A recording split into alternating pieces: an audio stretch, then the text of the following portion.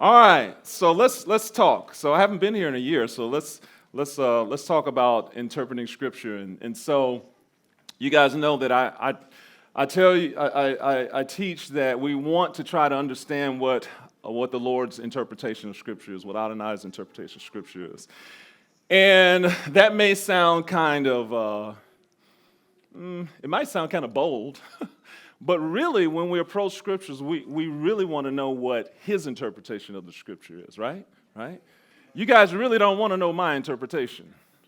And I'll try my best to not give my interpretation and hopefully give the Lord's interpretation. But what I want to do is I want to share with you how I go about trying to find his interpretation. And hopefully it'll help you too.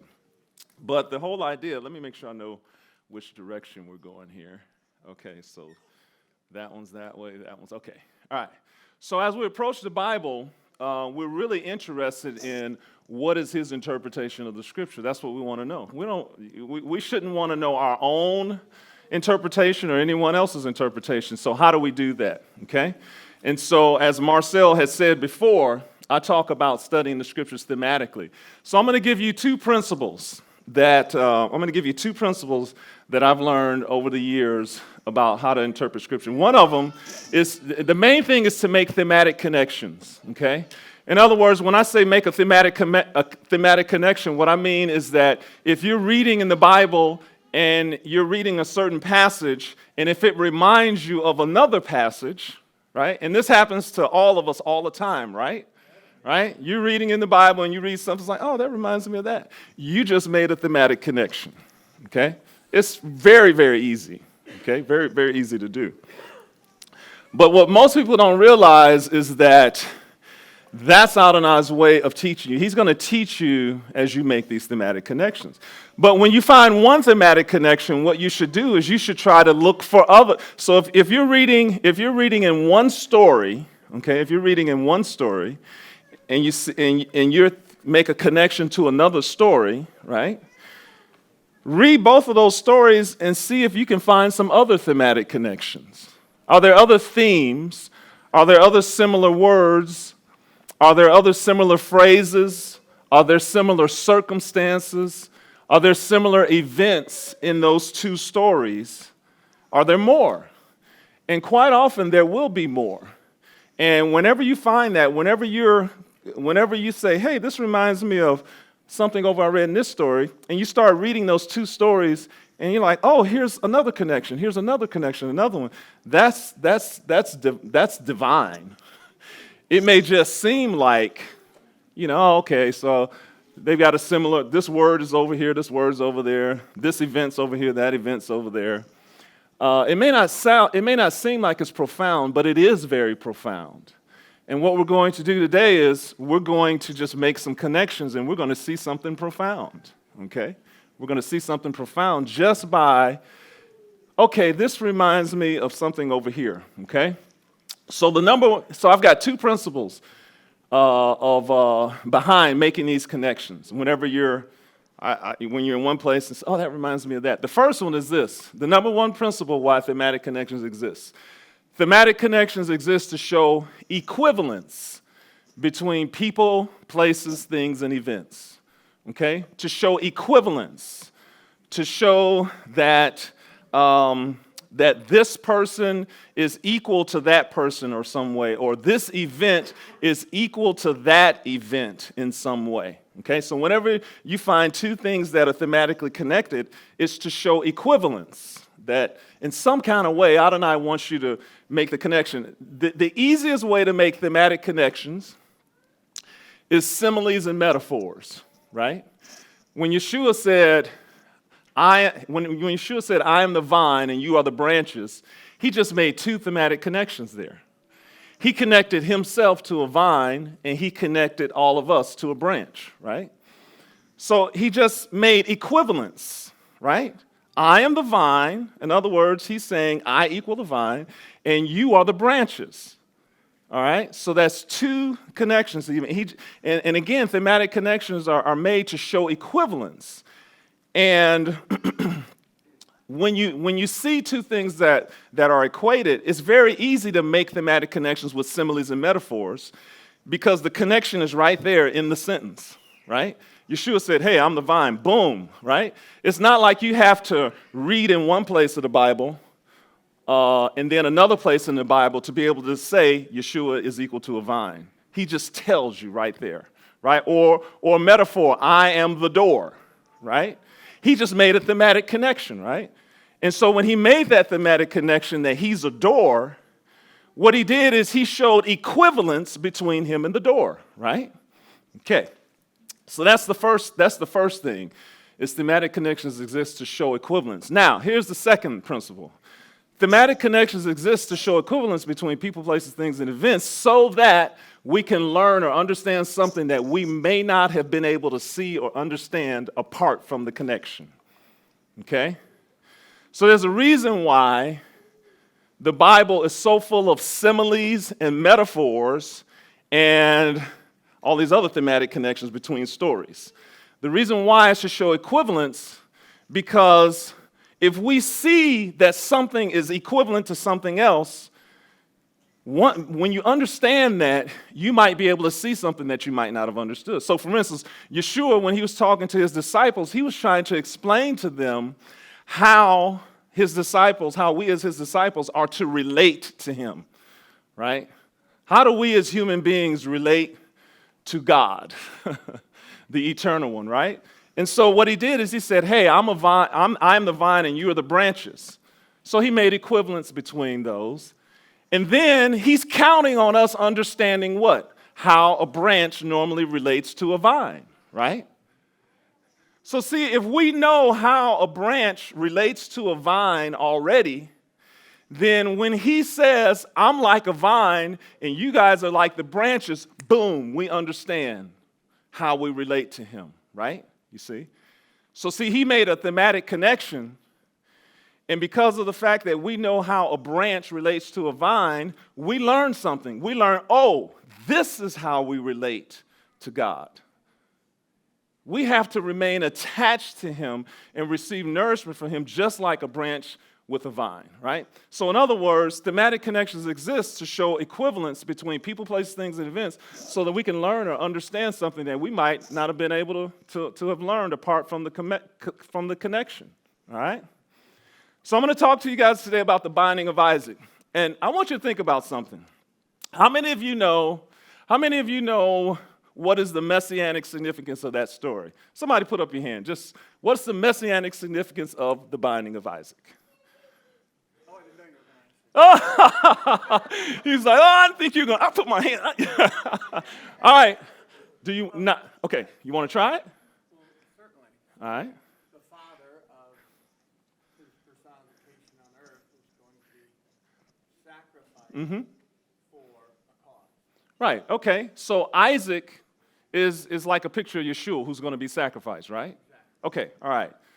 So Abraham was willing to offer up his only beloved son, right? Okay. Now, how many of you think that you could have figured that out without the New Testament?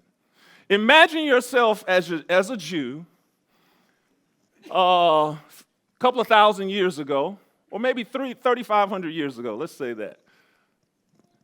Do you think that you could have read that story in Genesis 22 and come up with the interpretation, yeah, this story is about Isaac's death and resurrection? Is there anyone that could have done that? Now, there might be someone who can. I mean, if you can't, yeah. Right. Right, some people literally did, right? Okay, so now think about this. Think of what happened with the Jewish people. How were they supposed to figure that out, right? Because I talk about this all the time about how to see the death, burial, and resurrection of Yeshua in the Tanakh. And I talk to, people, Christians, non-Christians, or whatever. And I remember talking to a Christian one time, and I was saying how, the binding of Isaac is a messianic prophecy of how Yeshua would be in the tomb for 3 days and 3 nights, and he'd resurrect. And the young lady was like, yeah, that's right. She was like, yeah, I understand. She was like, yeah, I don't know how the Jews missed it. She did. She's like, I don't know how the Jews missed it. So then I told her So I gave her a little test. I said, can you show me, using the Old Testament alone, you can't use any New Testament scriptures. Can you show me from the Old Testament how you can prove that when Isaac was bound on the altar, that was a picture of death and resurrection? That's how you do it. But she didn't know that. So there was silence because she was like, I don't know. See, it's easy for us to have the New Testament, right? Like the book of Hebrews where it explains it to you, right? But how were they supposed to figure it out? Well, I'm going to show you today that they figured it out. Now, they didn't have all the pieces. They didn't have it all quite together, but we're going to figure it out. Okay, so what I want to do is I want to go through some themes in the story of the woman of Shunem, the Shunammite woman. I want to go through some themes, and we're going to relate them. We're going to make thematic connections back to the book of Genesis, okay? So the question is, now, when I did this slide, it was with respect to the Torah portion of Vayera.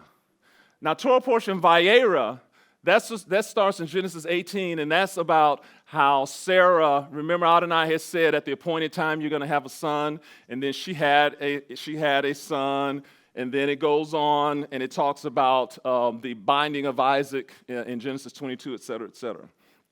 So what I'm going to do is I want to look at some thematic connections between the Torah portion, Vayera, and this story in 2 Kings 4 through 8. So we're just going to look at find some things. So the woman of Shunem was a great woman. Does anyone know how, and I know this may be a little difficult because you haven't read the Torah portion, right? But that's okay. We'll see that because there might be some scholars out here, right? There always is somebody that gets these answers. Because it's easy for me because I've prepared and everything, but here we go. The woman of Shunem was a great woman. Do you know how that's thematically connected to the story of Abraham and Sarah? Does anyone want to venture a guess? Okay, yes. Yeah, but how was she? The great woman? You know, she was a great woman. How is that theme connected to Abraham and Sarah? Great. Abraham's name, that he would be the father of. I mean, there's a theme just in the definition of his name. Right. It says that he would be a father of a multitude. Right. How many of you know that? Remember when Sarah died and he went to the children of Het and he wanted to find a burial place? Remember what they said about Abraham? They said, we know that you are a prince among us. Right? Remember that? So in other words, Abraham was a great man in everyone's eyes. Your connection was really good because he's going to be a father of a multitude, right? That's a good connection.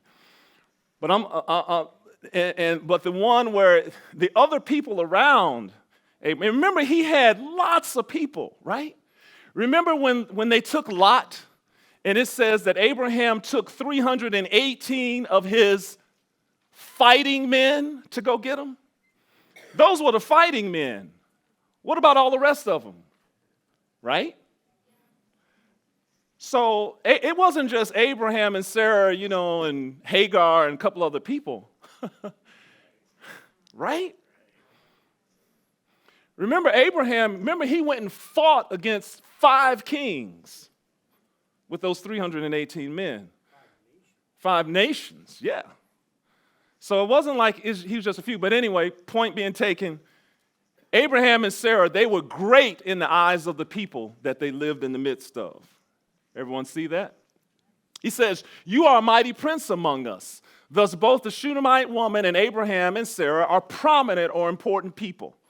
Okay, you guys see what I mean by this thematic connection, right? And see, we can all do this. From the youngest of us to the greatest, we can do this, right? From the youngest to the greatest, because our kids, our kids used to do it when boom, boom, boom, okay? Let's look at another one. How is this part of the story of the Shunammite woman connected to Abraham and Sarah? The woman of Shunem made an extra room for Elisha. Where's that Was that you that gave me that other? All right, so here's your connection right here. All right, the woman of Shunem, remember she made an extra room for Elisha in her house. How is that thematically connected to Sarah and Abram? Who was that said, right. What did you say before? Hospitality. Boom, there's your thematic connection right there. Hospitality, right? In Genesis 18, 1 through 9 is about how Abraham fed the 3 visitors. Thus, both the Shunammite woman and Abraham were given to hospitality, right? You see that connection? As a matter of fact, when Abraham sent Eliezer, his servant, to look for a wife for Isaac, how does this show up right here, this theme right here? You saw how it showed up? What was his test for the young woman? Yeah, the one who said, hey, I'm going to give you water and I'm going to water your camels. And how many gallons of water can a thirsty camel drink? I think it's somewhere between 30, 50, 60, something like that, right? And there were 10 camels.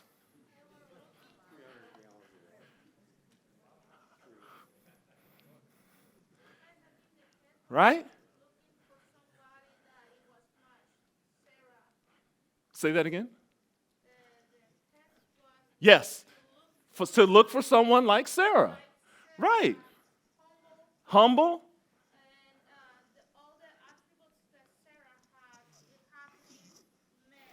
Right. Thank you. That's Rosa. The test, as she said, was he was looking for someone like Sarah, a servant, someone who was willing to serve other people. So Eliezer said, hey, the woman who comes and says, yeah, I'll give you something to drink, and I'll give you water to your camels too. Boom, 10 camels. I don't know how many gallons it was, and it says that she ran. If you go back and read the story, it says she ran to the wood. She ran. It just talked about how she kept running back and forth. Right? That was an act of hospitality. You see what I'm saying? And that was the key that Eliezer knew. That it was, okay, so here's another connection, right? They were both given to hospitality. How about this one? At one point, the prophet says, summon that Shunammite woman. Does anyone know how that might be thematically connected to, and again, I know you haven't read Torah portion Vayera, like today or whatever. Does anyone know how that might be connected? Anyone remember that story, any details? Here's it is right here. Remember the 2 visitors that came to Abram. And remember they said, hey, where's your wife? Summon your wife. Remember that? Okay? So look at what we're doing. All we're doing is we're reading through the story of the Shunammite woman. I love this. And then we're going back to the story of Abraham and Sarah, and we're just like, okay, I see this theme in both of these stories. Right? Okay? So let's see if we can find another theme. Uh-oh. So in case anybody thought that those previous connections were just kind of, coincidence, right? Right? It's no big deal with those other connections. Now we're starting to get to some things that are very particular, right? Verily, she has no child. How is that thematically connected to the story of Abraham and Sarah? Right. Sarah was barren. It said the manner of women has ceased to be with Sarah, and she was barren. Now, at this point, so we've gone through about 4 different connections right here. So what I want to say to you is that this is by divine design. And once we get to the end, you will see that it was by divine design. Once we get to the part where we learn something that we would not have learned apart from making the connections, that's when we'll see this was by divine design.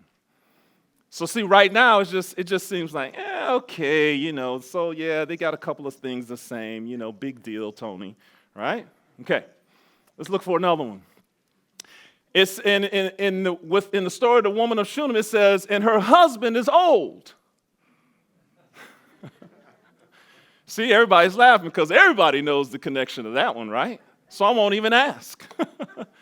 In Genesis 18:12, remember when the two men said, "Hey, at this time next year, she's gonna have a wife," and Sarah, she's in disbelief, and she's like, "Yeah, right, right. At this time, and my Lord is old also." Right? She said, "No kids coming here." Right? No baby's gonna be here. All right. How about this one? 2 Kings 4:15. It talks about how the woman of Shunem, it says that she stood in the door. All right, so see, this is really good here, right? Because when it says the woman of Shunem that she stood in the door, it's like, so what? Right? Whoever wrote, 2 Kings, the story, you could say in your mind, well, because at one point, 2 Kings, all right, let me look at this. Let's find this, 2 Kings 4:15. I want to read this.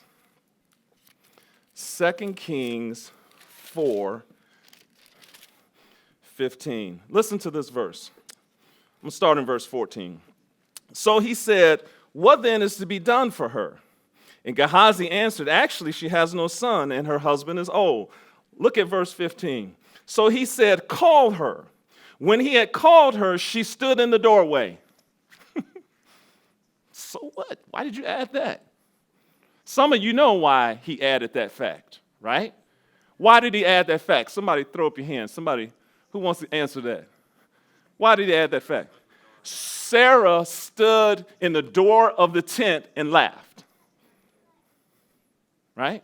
It says Sarah stood in the, I think it says she stood in the door of the tent, right? When she laughed. That's another thematic connection, right? See, we read our Bibles all the time, right? And unless we know that, hey, we're supposed to be paying attention to these things, we just read right by them, right? So, and Sarah was listening at the entrance of the tent. Let's find another connection. How is this one connected to the story of Sarah and Abraham? Now listen to this. Then he said, "About this time, you shall embrace a son." Remember, the prophet said that to the woman of Shunem. He said, "About this time," because he promised her a son. Remember, Gehazi's like, she doesn't have a son, and her master's old. So the prophet said, "Okay, about this time, you shall embrace a son." And that phrase, "about this time," that word "time" is la moed. And how many of us know what la moed means? The appointed time. Like, Sukkot, Passover, et cetera, et cetera. In other words, it's hinting right there that son is going to be born. If we take that word for it, it means that son's going to be born on a feast day, on one of the 7 feast days. That's what it's saying. But how is that thematically connected to the story of Abraham and Sarah? Does anyone know? Raise your hand if you know. Yes.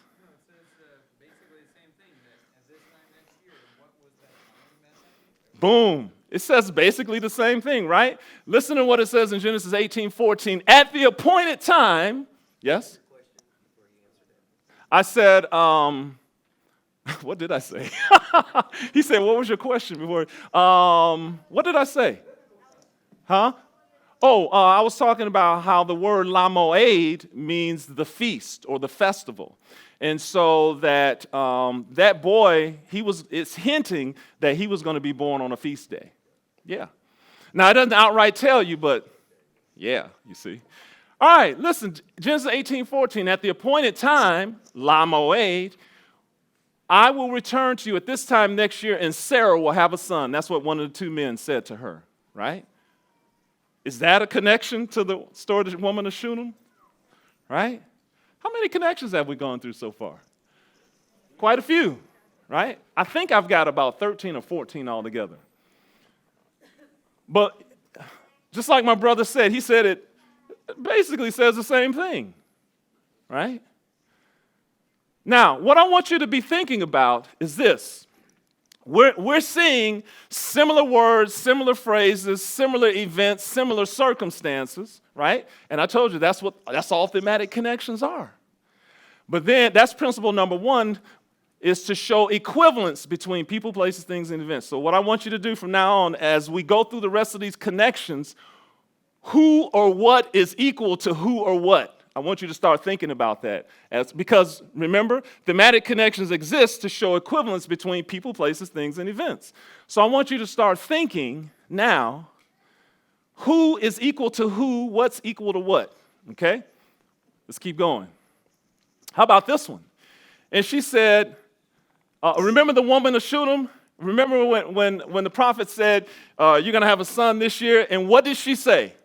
She said, no, my Lord, man of God, do not lie to your maidservant. Right? What is she expressing here?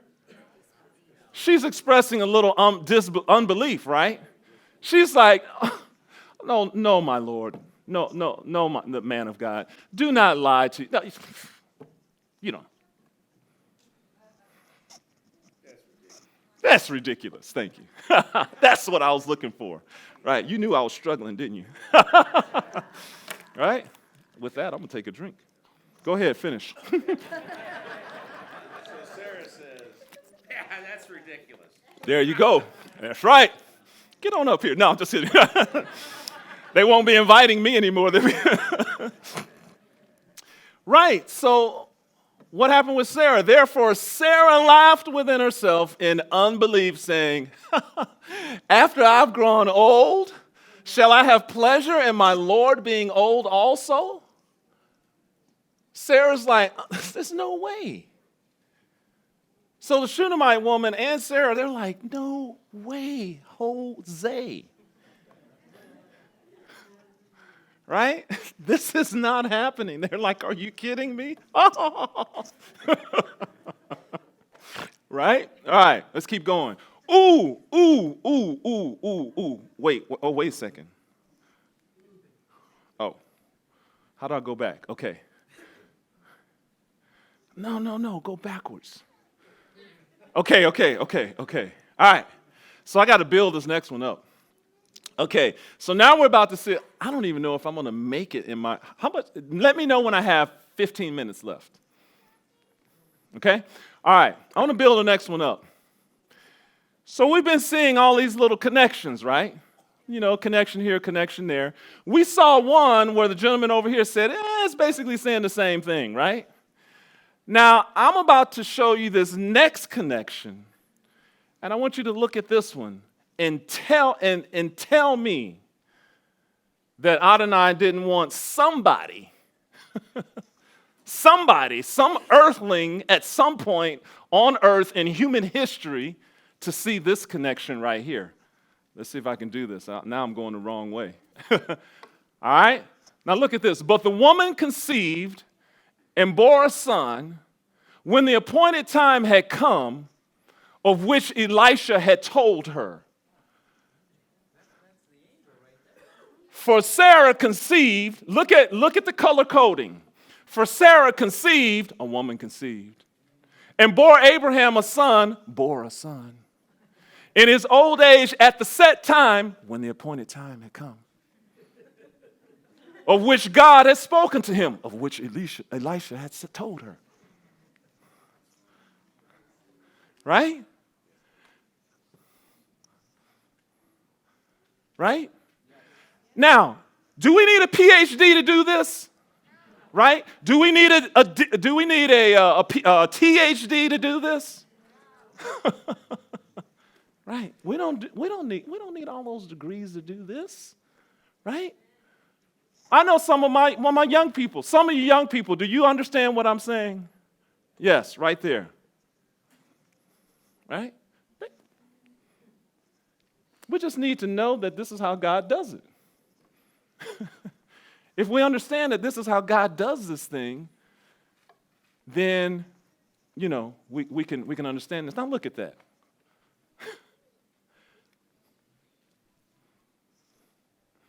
But the woman conceived and bore a son when the appointed time had come, of which Elisha had told her. For Sarah conceived and bore Abraham a son in his old age, at the set time of which God had spoken to him. That is what I call a thematic connection and a half. Right? That's a thematic connection to have. How about this one? And the child grew. How is that thematically connected to the story of Abraham and Sarah? It says the same thing. It says, so the child grew. Genesis 21:8. Remember I told you that whenever you see one connection in one story, right? We could take any one of these connections that I've seen so far in the story of the woman of Shunem, and when we made a connection to the story of Abraham and Sarah, and what did I say? Look for more, right? And when we do that, we have a smorgasbord of connections here, right? All right, how about another one? When he had taken him and brought him to his mother, he sat on her knees till noon, and then he died. So this is the son. Remember, she went on, she had the son, and then he was sick, and then it talks about how, is this the story where he says, mother, my head? Yeah. Or is it, okay, thank you. And it says, and then he died. Now, how's that thematically connected to the story of Abraham and Sarah? Can we find any connection there? Think about it. Does anyone want to try to guess? Or do I need to prompt with a clue? I'm taking your boy away. I want to sacrifice him on an altar. Boom. Remember what Adonai said? Adonai said, take your son, your only son, whom you love. Right? My, that sounds familiar. For God so loved the world that he gave his only begotten son. Take your son. Okay. Anyway, I digress. So Adonai said, take your son, your only son, and offer him as a whole burnt offering, right?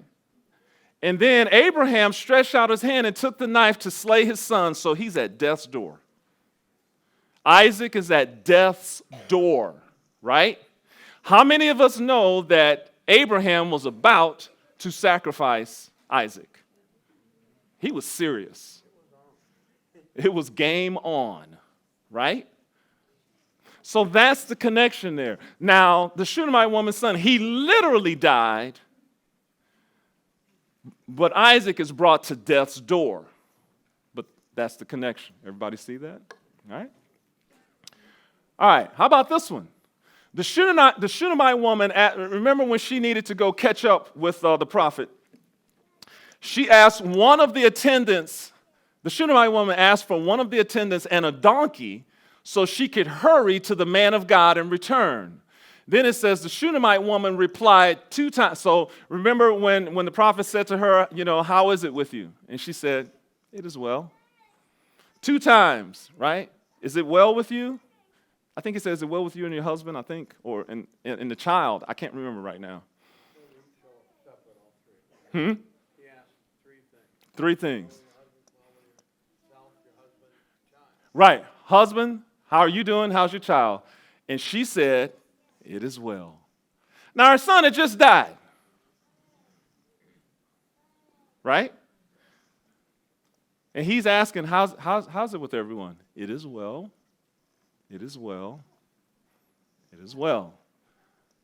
How's that thematic? How is this part right here thematically connected to the story of Sarah, Abraham, and now Isaac? Yes. When Isaac asked, Abraham said, Yah will provide. Boom. Statement of faith. Very good. You got a good woman there. Right? Statement of faith. That's what she's doing right there. When he says, how's it going with you, your son, and your husband? And she says, it is well. That's faith talking. She's already knowing that she's going to ask, I'm asking this man of God to raise my son from the dead. And I believe he's going to do it. So she's like, it's well. Look in the yellow. Abraham took 2 young men. She took one of the attendants with him and a donkey, and she took a donkey. Oh, my goodness. See, here we go again. All these connections between these 2 stories, right? And he promised the men, he said, now, he's going to do what? What is he on his journey to do? To slay Isaac, right? To kill him. He's going to offer him. But look at what he says. I and the lad Isaac, we will go yonder. We will worship and we will what? We will return to you. We will return to you. I would say that's a statement of faith. He's either lying to the attendants because he doesn't want them to know he's about to go sacrifice Isaac, which that's a possibility, but I don't think that that's what's going on. I think it's a statement of faith. Okay? How about this one? And so he departed. Are we getting tired of these connections yet? Whole bunch of them, right? And so she departed and went to the man of God at Mount Carmel. That's one hint. So it was when the man of God saw her afar off. Now I want someone to get this connection. The man of God saw her afar off. I want someone to tell me how that's thematically connected to the story of Abraham. Boom. Abraham saw a ram in the field.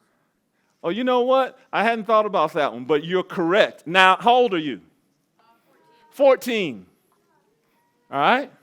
Excellent connection. I want another one.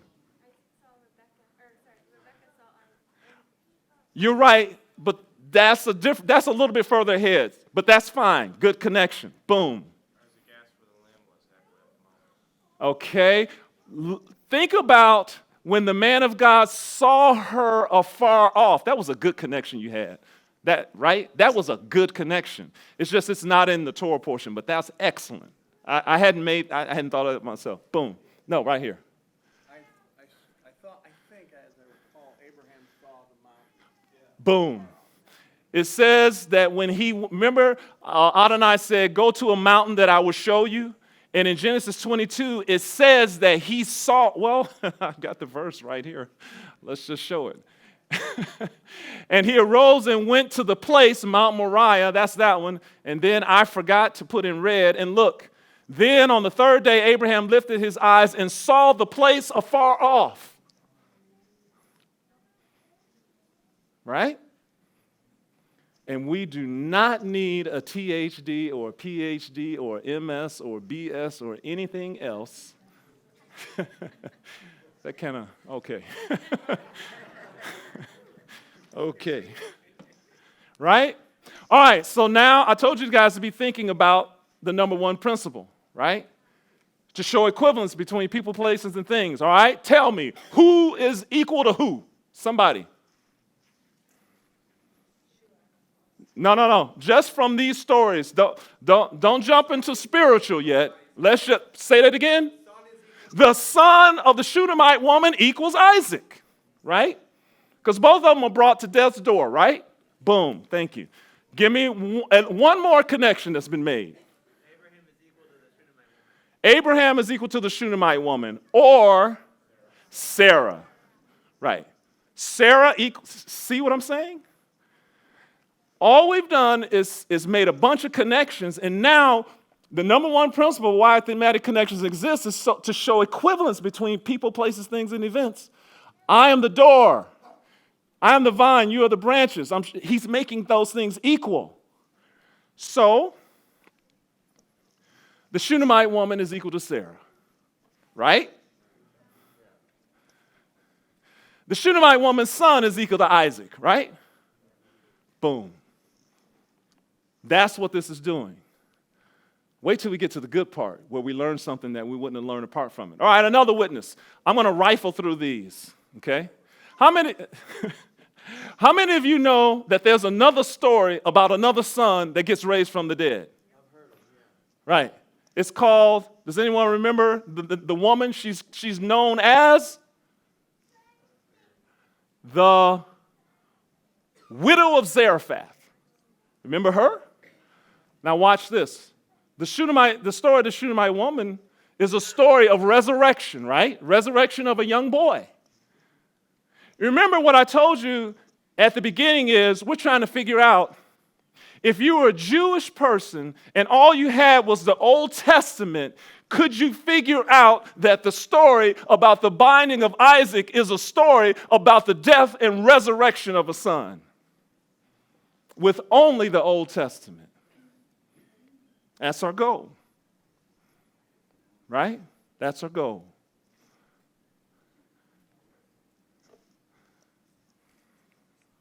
The widow of Zarephath. I'm going to rifle through these. Both stories are about widows. There's another, all right, the woman of Shunem. Before the story of, let's see. That's not the right connection. Sorry, that's not the right connection. Both women bring a financial problem to the attention of the man of God. The story before the widow of Shunem is about a woman who has 2 sons and the creditors have come, right? And and then he tells her to do the thing with the oil. In other words, they're both in a financial problem. All right, let me keep going. There's the oil in the jar. In both stories, the sons face death.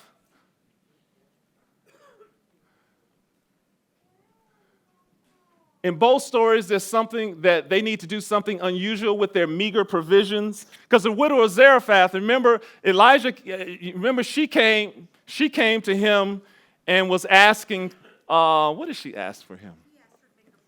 Well, she asked him something first, though. Right. He said, do you have any water? And so she was like, all I've got is this little bit of water and oil. And he said, fix me some food first. So she needs water. They're dying. And he said, fix me some food, right? So she does it, right? Meager provisions, all right? The oil is multiplied in these 2 stories here.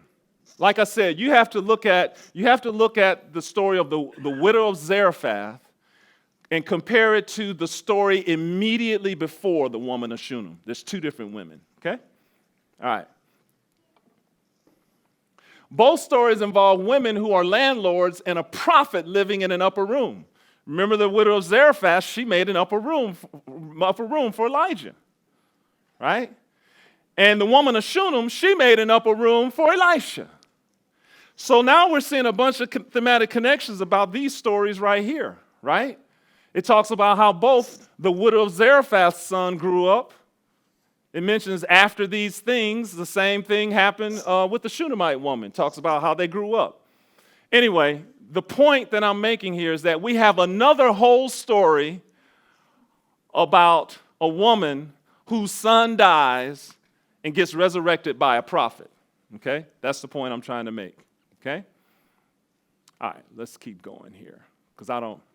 So, in other words, when we compare the story of the Shunammite woman with the widow of Zarephath, they're equal to each other. They're thematically connected.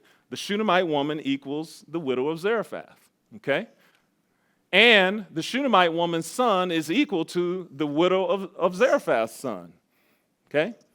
Because we went through all the connections because for time's sake, I didn't want to go through each one. Okay? So let's do this.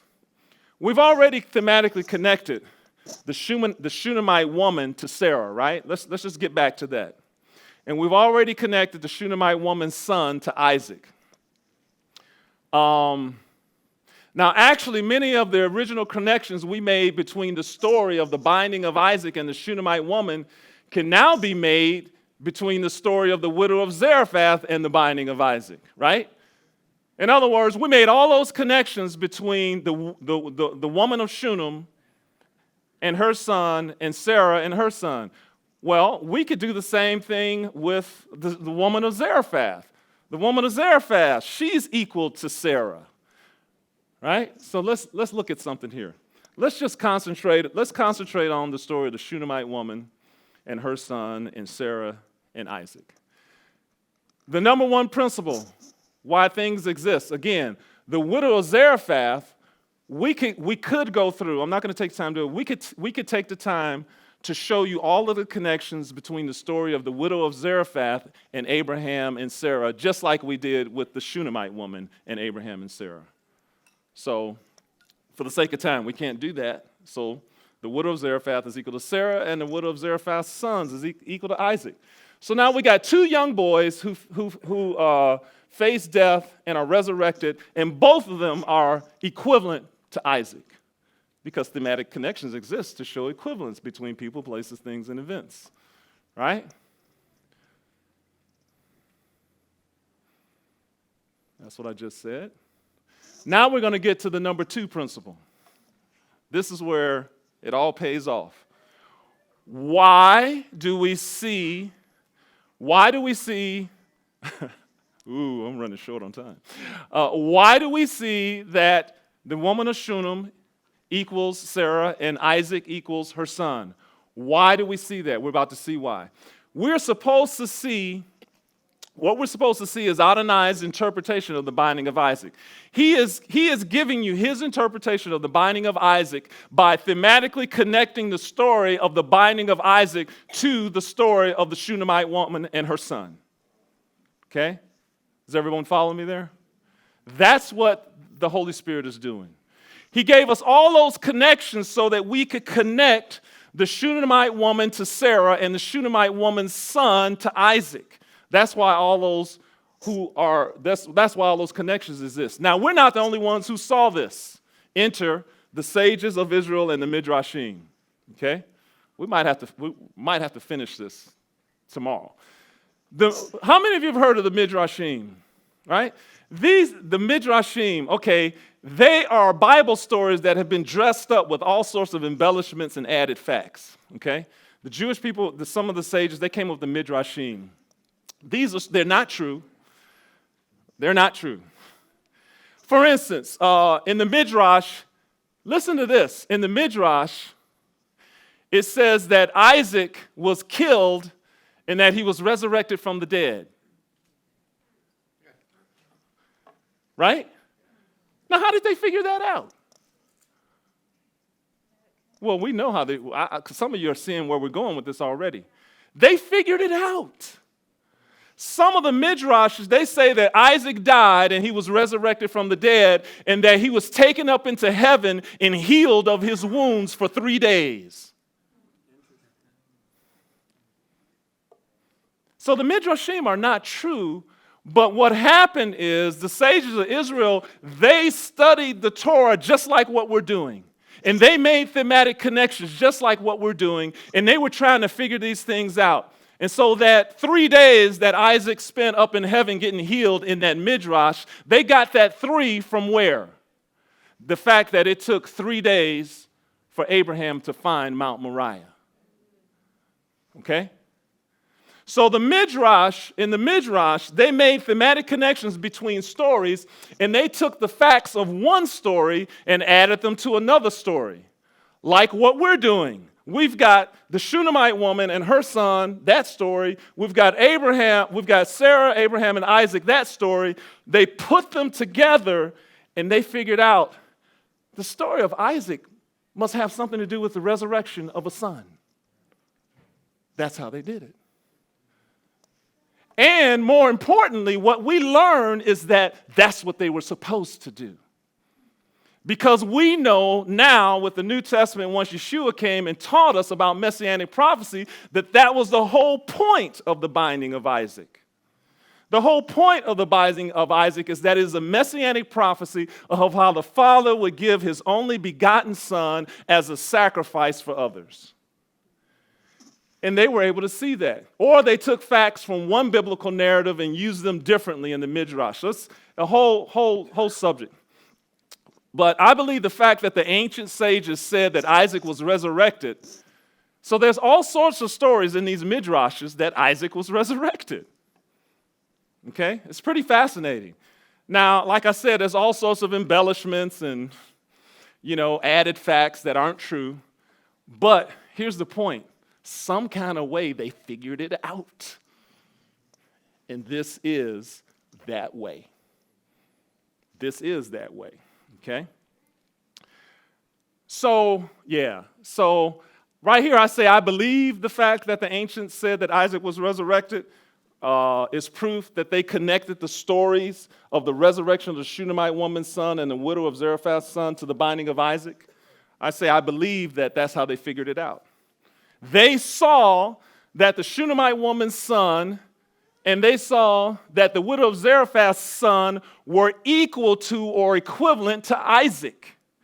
And so they understood that by connecting these stories that Adonai was trying to get them to see that Isaac, when he was bound on the altar, he was at death's door, so that's a picture of his death, right? He didn't literally die. But Abraham was about to slay him. He brings him to the very brink of death. And then he lets him go. There's your death, and there's your picture of death and resurrection. But I'm going to go beyond that, and I'm going to say, I know that they saw these connections. So remember all these connections we've seen between the Shunammite woman and Sarah, and the Shunammite woman's son and Sarah's son Isaac. I know they saw these connections. And we can show you how. How can I know beyond a shadow of a doubt that the ancient sages of Israel saw the connections? Here's why. The story of the Shunammite woman in 2 Kings 4, 1 through 37 is the Haftarah reading for Torah portion Vayera, where we read about all of this. Right? So you guys know, right? So you guys are coming into your Hebraic roots, and you know that every week we do a Torah portion, right? And every week with the Torah portion, there is a Haftarah reading, right? And the Haftarah reading is a reading from the prophets that in some kind of way is related to the Torah portion, right? So what I'm saying to you is that when you read Torah portion Vayera in Genesis 18:1 to 22:24, there's a Haftarah reading that goes along with it. And guess what that Haftarah reading is? The story of the Shunammite woman. That's how we know beyond a shadow of a doubt that they made these connections that we just saw today. And it became the basis for them saying that Isaac was resurrected from the dead, which is exactly the point that Adonai wanted us to see. It wasn't the point that he wanted us to see that Isaac was raised from the dead, because Isaac didn't die. But we are to see in that story, we are to see resurrection from the dead, because that story is all about Yeshua. Okay? So no one's sure when the Haftarah, when they were when they were written. Most scholars think that they were possibly instituted during the time of Antiochus Epiphanes. Remember when the Torah was outlawed? Remember, the Torah was outlawed. So what they would do is they would read stories from the prophets that had the same themes as the Torah portion. So you could still be studying the Torah. Right? And we know this because there's evidence of the Haftarah readings in the New Testament. Luke 4:16 through 19. So he came to Nazareth, where he had been brought up, and as was his custom was, he went into the synagogue on the Sabbath day and stood up and read. And look, it says he was handed what? A book of a reading from the book of Isaiah. That was the Haftarah reading. That was the Haftarah reading. It's in Acts 13:15. And after the reading of the Torah and the prophets, the ruler of the synagogue sent to them, saying, "Men and brethren, if you have any further word of exhortation from say on." What does he say after reading what? The Torah and what? The Haftarah reading. That's the Haftarah reading. Okay? So what's happening here, and we want to wrap it up. What's happening here is that what I'm suggesting to you is that Adonai wants us to teach. He wants to teach us things. And I talked to you about how the Bible uses similes and metaphors all the time. How often does, right? And the reason why is because Adonai, he's trying to get us to see equivalence between people, places, things, events, right? Making a thematic connection between a scripture in one place in the Bible and another place of the Bible, that's just a step up from similes and metaphors. It's a little more difficult, right? It is more difficult because the connection is not right there together for you to see. So this is an example right here of how you can take one story, the story of the Shunammite woman and the death and resurrection of her son, and you can find all sorts of thematic connections to the story of Isaac, Sarah, and Abraham, and Isaac's near-death experience. And what I'm saying is that when you find multiple connections, it's of God. It's divine, what's happening. Okay? And the sages of Israel, I don't know who they were, they did this with these two stories. And we know it because the story of the woman of Shunem is the Haftarah reading for Torah portion Vayera, where we read all about Isaac's near-death experience.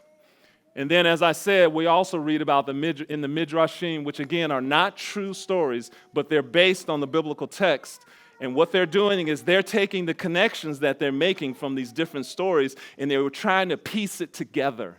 They didn't have all the facts the way we do now, but they were trying to piece this thing together. And so they came up with all these stories. Yeah, Isaac was, they said that, one of them says that that Abraham killed Isaac. Well, Abraham didn't kill Isaac, right? He was about to, but he didn't. But in the Midrash, it says, yeah, he killed him. Right? And it says he lost, I don't know how much a log of blood is, but it was a certain quantity. They get very specific. They say, yes, he lost a log of blood.